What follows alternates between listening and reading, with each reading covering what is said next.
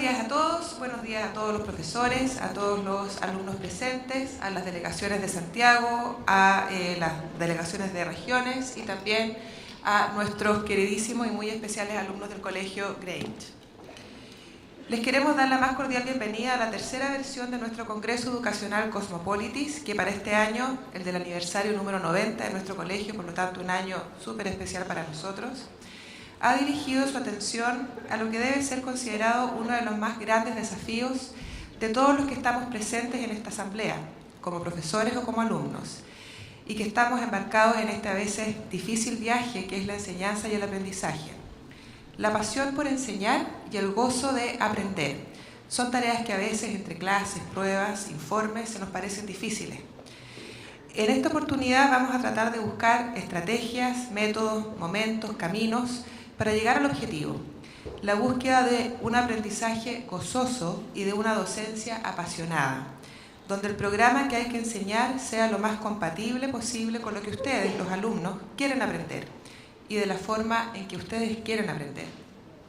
Sin más que agregar, y para dar a este congreso el inicio que se merece, dejo con ustedes el coro del Colegio Grange bajo la dirección de Miss Claudia Trujillo.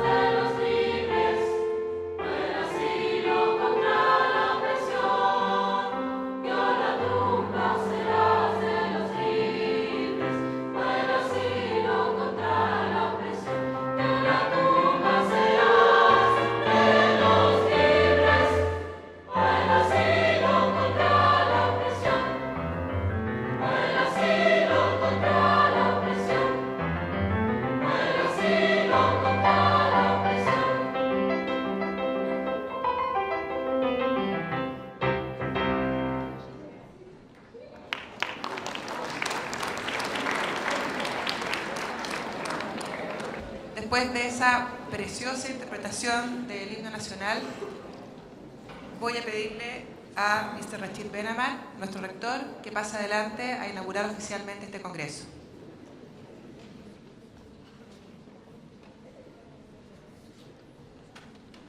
Muchas gracias, Miss Marcela. Ahora, no soy por nada teórico de la educación, soy mucho más hombre de experiencia, y en ese sentido, cuando me pidieron abrir este congreso sobre la docencia, hice dos cosas. Primera, comenté que iba a hacerlo en inglés, con traducción.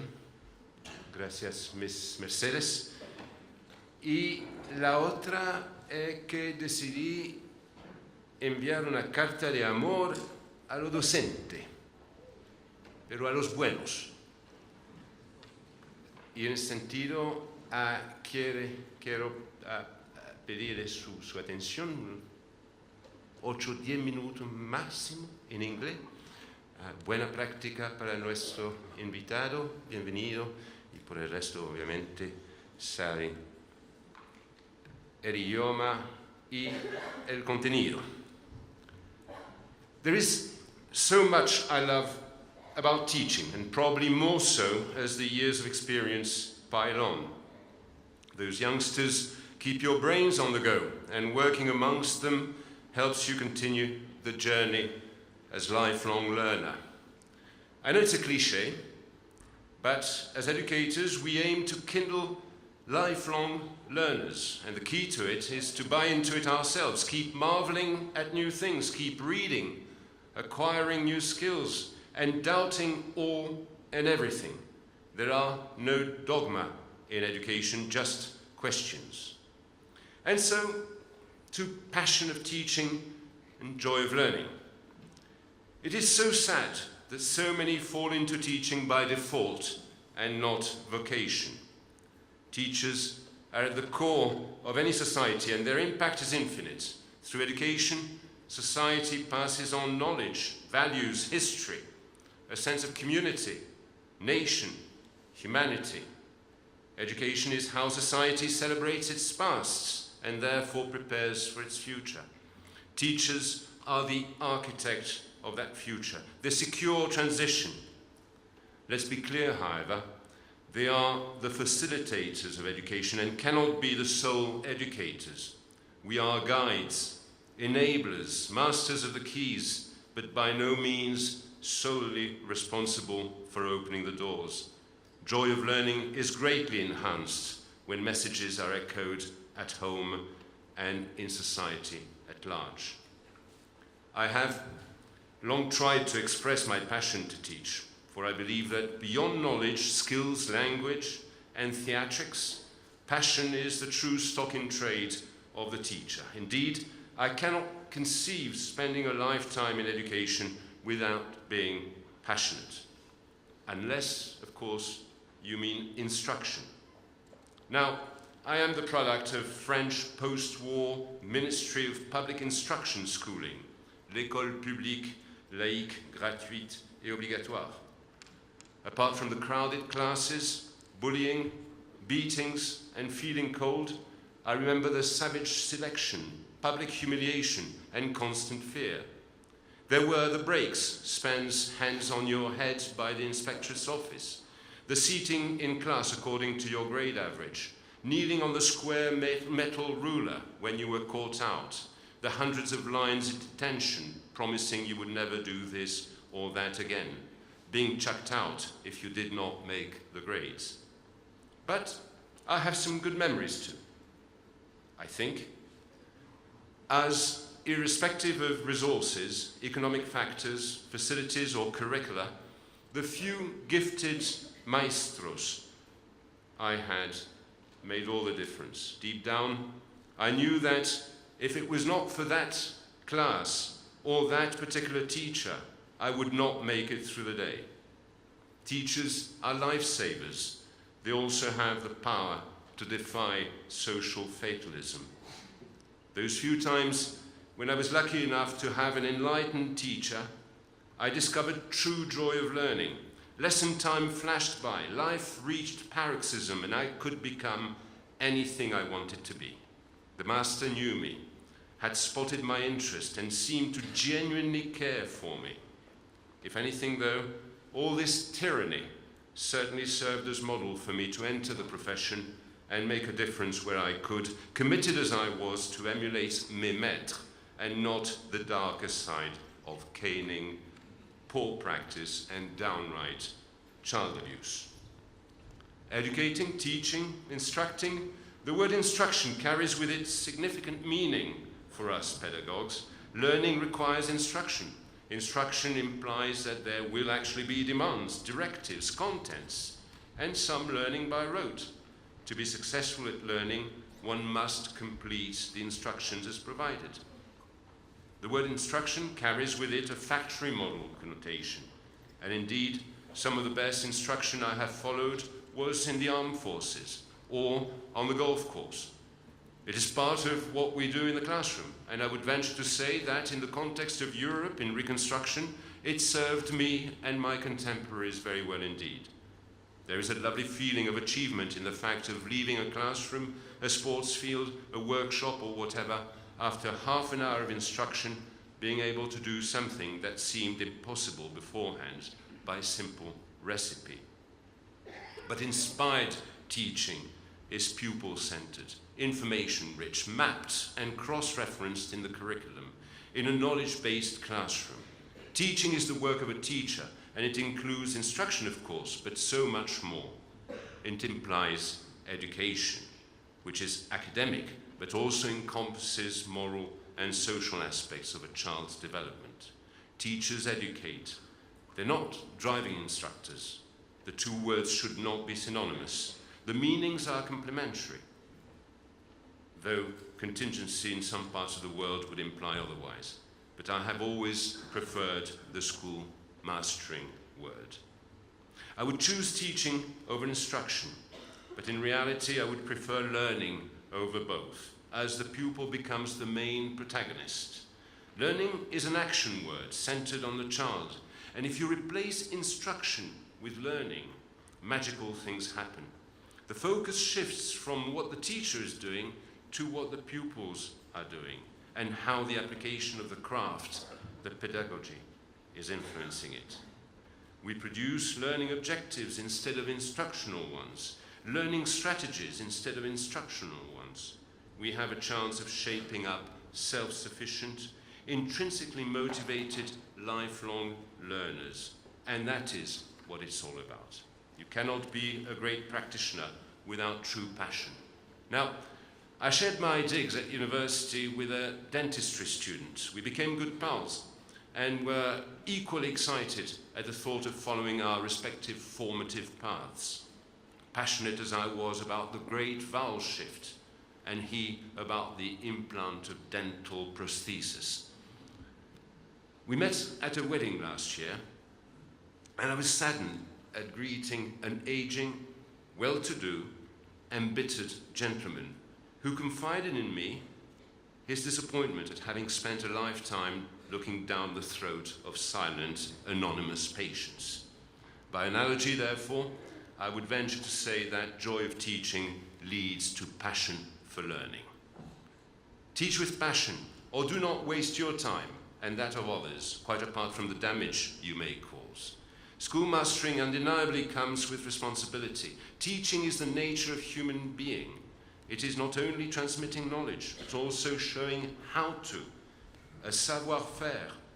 If we do a good job, though, it becomes even more. Teaching shows how to be. Teaching is giving meaning, making the pupil accountable, showing the way to autonomy. Now, parents show little ones how to walk. The dinner lady may teach children how to keep the dining hall tidy, the nurse how to avoid infections, while the politician will be didactic about the state of the nation. Everyone teaches something to somebody. The very survival of mankind depends on it. And believe you me, teaching is actually getting better and better. Teaching is the most important profession for the survival of humankind. I have read too many theories on education, attended too many educational conferences, and seen too much poor practice. I want to see teachers who are engaged, indeed teachers who are enraged. Passion is that first teenage date with that girl. It is that which you cannot wait for, that which you cannot put words to. Passion is life and gives meaning to life. Now, I'm not against research on the subject of education. After all, Chile is world champion in this activity. Nevertheless, when you consider the evidence and the little impact it has in real life in our classrooms, you have to agree we could better spend our time and resources. My own balance sheet, after almost 40 years in the profession, is that the conducting thread has been keenness to come to school and passion for my subject, if not always for the curriculum, the salary, or the people. As a literature teacher, however, and mindful of classical drama, I have always taught that passion is blinding. So let's be careful with the word. I prefer conviction, motivation, or act of faith. This job of ours really is so full of contradictions, and so many of us have toyed with the idea of getting out of it. We're constantly facing dilemma, being action men and women while reflective and poised role models, being strong while constantly facing challenges and doubt. I see it as a syndrome of the imposter, as I face all those colleagues who seem so sure of themselves, all those who are so critical, and all those who are so much more knowledgeable. You have prepared a good lesson, and it's a flop with the pupils. You like your pupils, and yet they seem so scornful. You did your best, and there is no pat on the back. It is also ambiguous, and yet again, so challenging and exciting. The art of teaching consists in living and enjoying this paradox calmly, serenely, and with the conviction that all we do is done to the best of our abilities and for the best of our pupils. If you can say at the end of the day, mission accomplished, I prepared my lessons, listened to my pupils, respected them, and they have learned, then all is well. Teachers, you need to listen to your pupils and believe passionately in what you're doing. Believe that what you do is extremely important, but never expect anybody to tell you it is. It may take years before children realize the impact of your teaching, and their parents may never consider you anything more than a contractor, a plumber at best. Our training imposes reason and poise, never contemplating passion, while the practice is all about human rapport and emotions. This profession is the highly skilled one of the tutor or preceptor. And what's of technology, I hear you say? Well, how I would love to see pupils as passionately involved in maths or grammar as they seem to be in gaming consoles.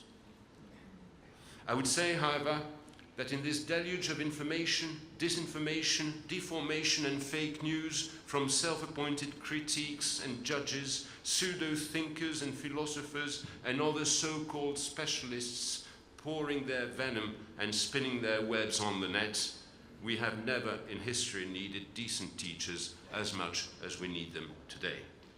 I know artificial intelligence is the way forward for many, with tailored tuition and on-tap access to virtual specialists, but I remain convinced that child well-being, social skills and human relations will prevail, as they are the core of education. Teaching is a science, and there are numerous strategies that research has shown to be effective. Like doctors, teachers use their knowledge to practice. They constantly collect data by observing their pupils in order to see if learning is taking place and how they learn best. Like scientists, teachers experiment with new techniques or strategies, consider contexts and changes to adapt their practice. Teaching is an art, in that teachers must bring themselves fully into their teaching. A teacher must find the methods and strategies that work best. Teachers are no robots. What works for one may not work for all.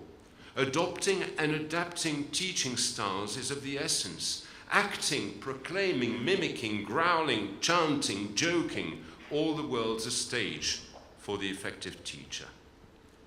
Finally, teaching is a craft, is a set of skills, the fruit of experience. This is exactly what teaching is, and nobody can expect a university fresher to be an accomplished schoolmaster or mistress.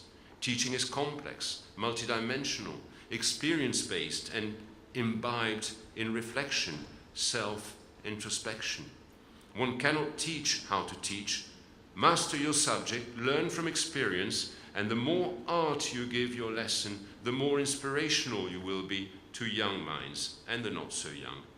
Follow your passion and, just as they say on board aeroplanes, put the oxygen mask on you first. In other words, look after your own learning and welfare to then better help others. Allow me therefore to finish with Thomas Wolsey, sometime master of Magdalen College School, when he said, be very, very careful what you put into that head, because you will never ever doubt. Thank you very much. Thank you.